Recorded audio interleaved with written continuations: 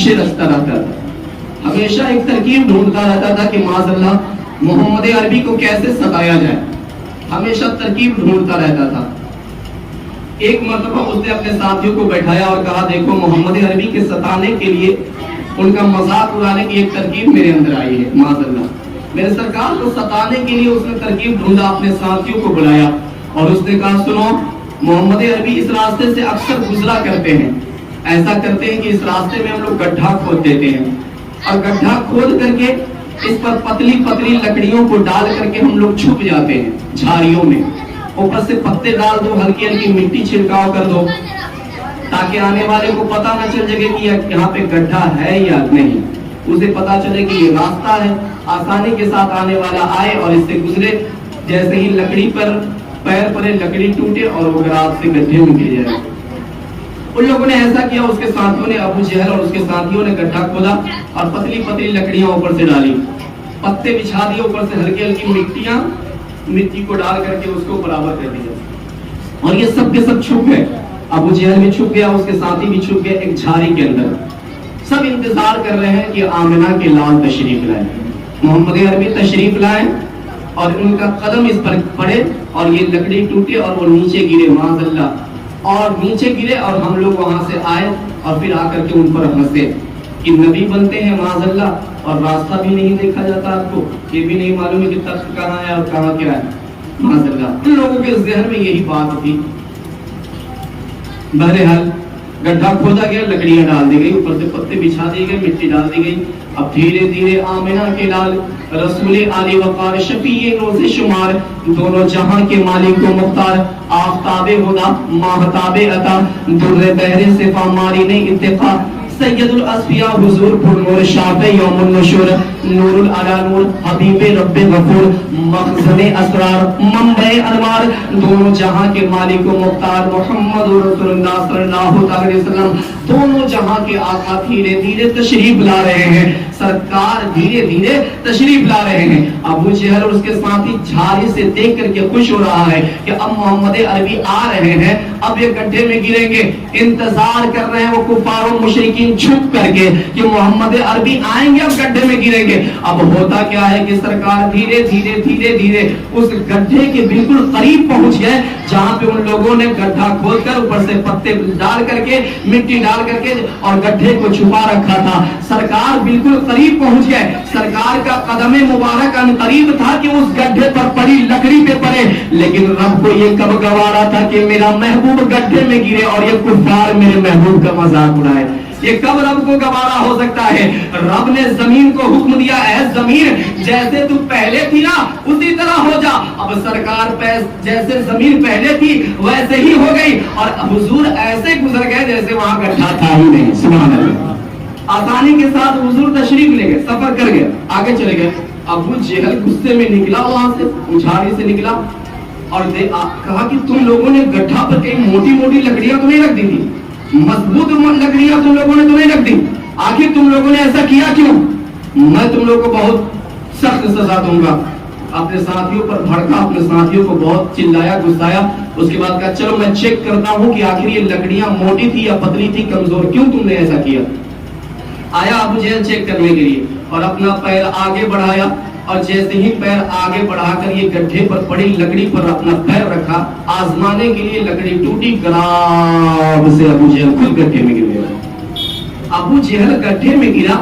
अब उसके साथी हाथ बढ़ाए, ए अबू जहल सरदार आप आ जाइए, बाहर आ जाइए। लेकिन अब वो बाहर क्या है, वो और जमीन में धंसता जा रहा है, धंसता जा रहा है। रस्सी लाई गई। तारीख ये बताती है, नवाबुल बयान के अंदर मुसन्निफ ने नकल फरमाया है रस्सी लाई गई, रस्सी डाली गई, रस्सी भी कम पड़ गई, वो नीचे धंसता जा रहा है, धंसता जा रहा है, धंसता जा रहा है।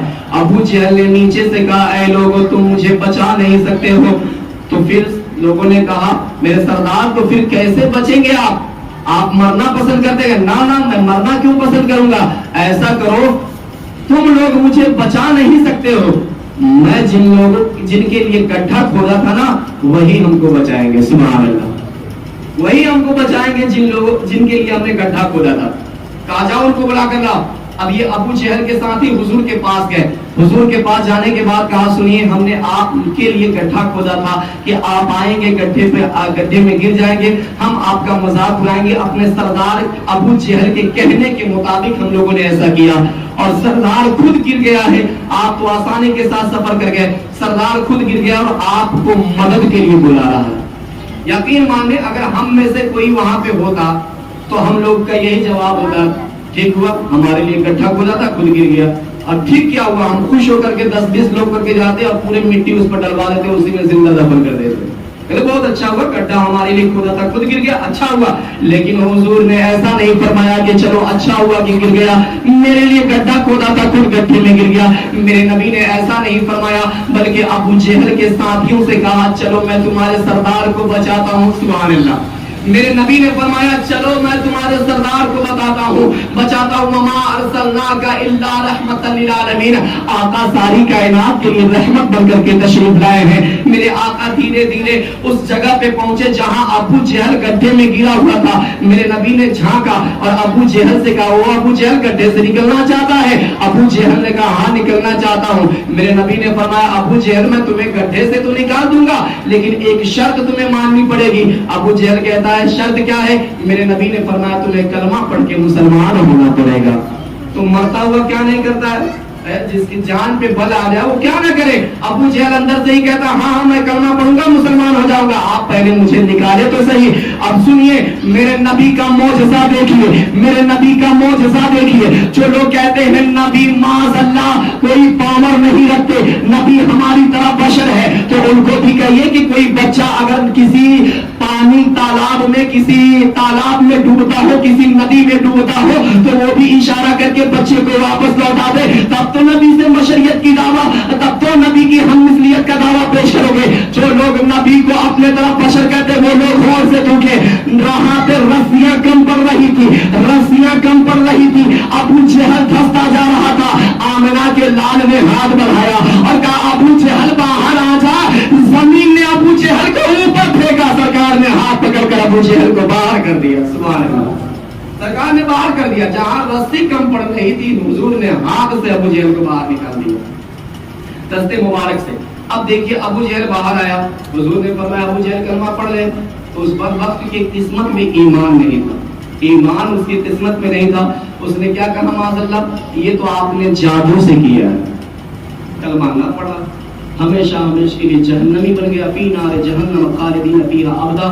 جو کفر پر مرا ہمیشہ ہمیشہ کے لیے جہنم میں جائے گا. کلمہ نہ پڑھا. یہ میرے آقا رحمت للعالمین بن کر کے تشریف لائے. میرے آقا جب تشریف لائے تو پیدائش سے 6 مہینے پہلے والد کا انتقال ہوا. 6 سال کے جب ہو گئے حضور تو ماں کا انتقال ہو گیا.